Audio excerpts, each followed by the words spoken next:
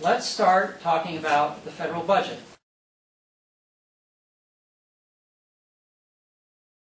There are three graphs with three messages. The message of the top graph is that in 1960, 55% of federal spending was for defense and 26% was for entitlements. In 2011, 20% was for defense and 64% was for entitlements. So the federal government has morphed. It has changed its primary function from the defense of the country to the redistribution of wealth through Social Security and Medicare and Medicaid and supplemental security income and food stamps and unemployment insurance and other programs. So that's point number one. The major function of our federal government is entitlements. Okay, point number two, the graph on the, now does everybody see the graphs? Everybody with me here? It's important we follow the graphs, okay? So the second graph here is made from numbers available from the Obama administration's Office of Management and Budget. And what it shows is that currently debt held by the public is about 74% of the gross domestic product. And you can see from the graph, the last time the federal debt was that high was right after World War II. And then you see that eventually, in this graph, the federal deficit skyrockets. It goes up without end. It starts increasing when the baby boomers retire en masse after 2020. I think by 2040 it reaches 100% of the gross domestic product, and then it just goes on increasing forever. Now the interesting thing, and so what this graph shows us is that the federal government is going bankrupt. And what's interesting about this graph is this assumes that President Obama gets his way on all issues. It assumes that he gets remarkable and highly improbable savings from Obamacare. It assumes he gets higher taxes on the wealthy. It assumes that the war in Afghanistan ends on schedule. It assumes that there'll be no more wars for another 70 years. It assumes higher taxes on big oil, all the things he wants. So at the Democrat convention, when Bill Clinton said that President Obama had a balanced plan for ending the federal deficits and bringing down the debt, well, that wasn't true. And when President Obama says he needs to raise taxes on the rich in order to pay down the debt, well, he's not paying down the debt. And also, as far as the redistribution of wealth goes, what this budget does, what the federal budget is doing now, is not so much distributing wealth from the poor to the rich, but redistributing wealth from the next generation to our generation. So, point number one, federal government's major job is entitlements. Point number two, it's going broke. Point number three, how do you fix it? This is the graph on the right. And what this graph points out is that in President Obama's budget for fiscal year 2013, he was going to spend about $3.88 trillion. And revenues were projected to be $2.9 trillion, leaving a deficit of $900 billion, or we'll say $1 trillion.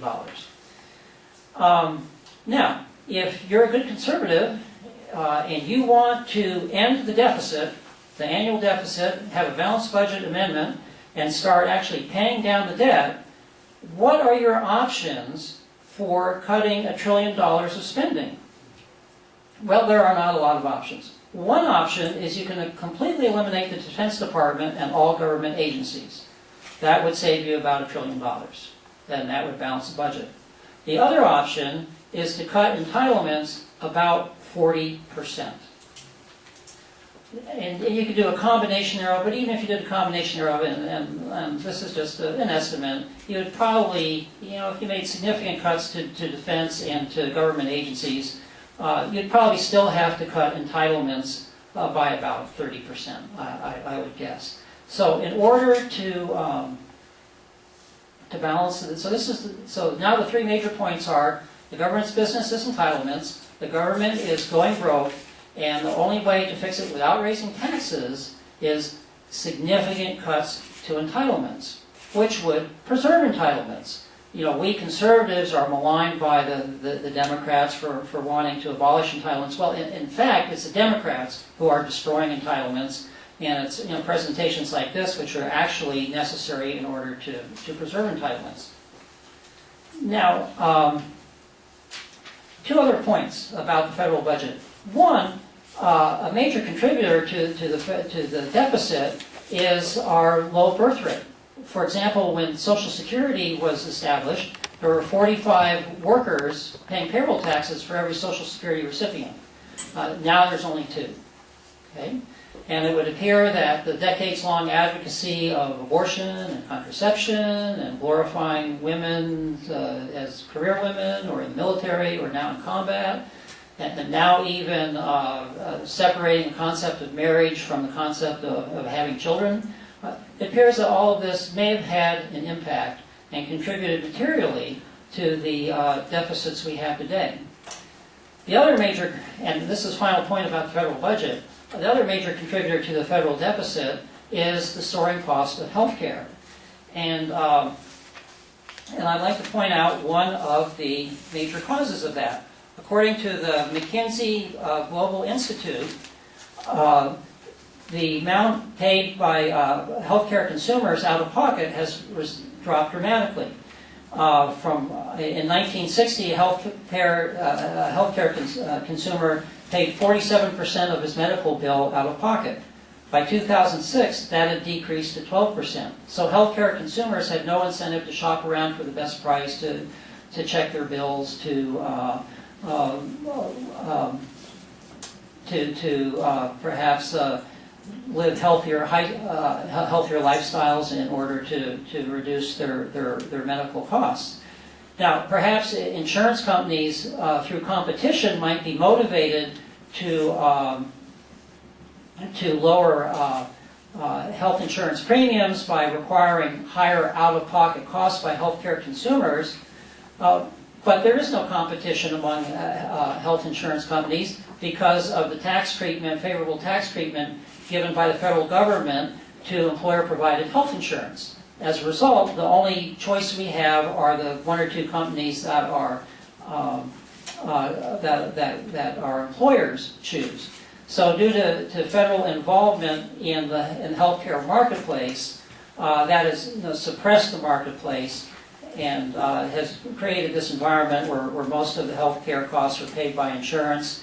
The consumer pays very little, and so the consumer demands a lot more services, and that drives up costs.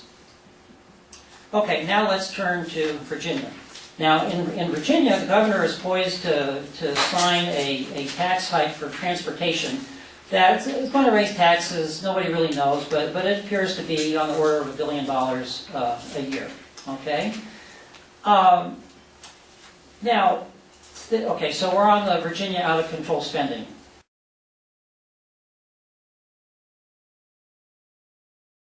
Graph. Okay, so what does that top graph tell you? It tells you, well, between the start of the housing bubble in 2000 and 2012, Virginia population increased 15%. How much did Virginia government expenditures, state expenditures, increase? 94%. 6 times faster than population. So why was it necessary, and that amounted to an almost doubling of the state budget from $22 billion to $43 billion. So over that 12-year period, Virginia had an increase in revenue of $21 billion. So why is it necessary to raise taxes another $1 billion to provide added funding for transportation? Well, let's try to answer that question. The graph on the bottom left shows the increase. Let me just point out that I also have on the top graph that Virginia population and inflation together increased 54%. And so even if you factor in inflation, the Virginia budget increased twice as fast as inflation and population. And by the way, homeowner incomes are not keeping up with inflation.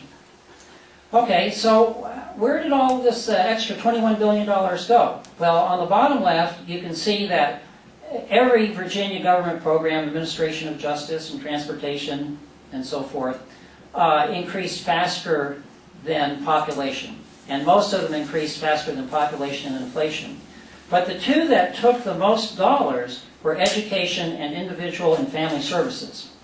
So of that $21 billion increase, education, which increased 6 times faster than population, took $6 billion, and the individual and family services, which is primarily welfare/healthcare, and has and includes the Medicaid program. About half of that budget is Medicaid. That increased more than 7 times faster than population and took $7 billion. So what did we get in return for this? For increasing education spending 6 times faster than population? Well, according to the ACT college admissions test, of the 21,000 Virginia students tested last year, only 33% were prepared for college. And now schools demand a lot of extra money to help disadvantaged students. So how effective are Virginia schools in helping disadvantaged students? Well, the same ACT test showed that only 7% of African American students were prepared for college. So even though we're pouring money in these education programs, they are not providing the upward mobility for disadvantaged students that Thomas Jefferson envisioned when he advocated government schools. Now, individual and family services, most of that money is for health, and it's low-income health. Now, if you're interested in providing health for low-income people, how do you do that? Well, you need to get them out of poverty. But our government system actually traps them in poverty because we provide subsidized health care, subsidized housing, subsidized food for unwed mothers, for people who live in poverty. Plus you have the fact that the public school system is failing to give disadvantaged children the boost they need to get out of poverty. So basically, of this $21 billion increase, $13 billion of it has been spent on programs which are not effective and, if anything, are making problems worse. Okay, in the 1 minute left, let's see what we can do about Fairfax County and soaring real estate taxes. And I won't be able to finish this, but let's just make 1 or 2 points here. Between 2000 and 2014, Fairfax County real estate taxes for the typical homeowner have increased 116%, or about $2,800. That gives the county an extra $1.2 billion of revenue. Where did that revenue, how is that revenue spent? Well, that graph at the bottom shows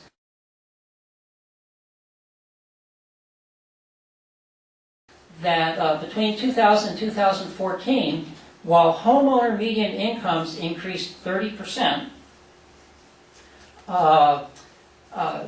average salaries for Fairfax County school teachers increased 44%, for county employees increased 62%, and and then health benefit, fringe benefits for school employees increased 124%. This is the spending per employee, and for county employees increased 183%. And so basically where that $1 billion of that $1.2 billion went, and I'll conclude with this point, went so that county and school employees could get bigger raises and have better benefits than the taxpayers who fund them. Thank you very much.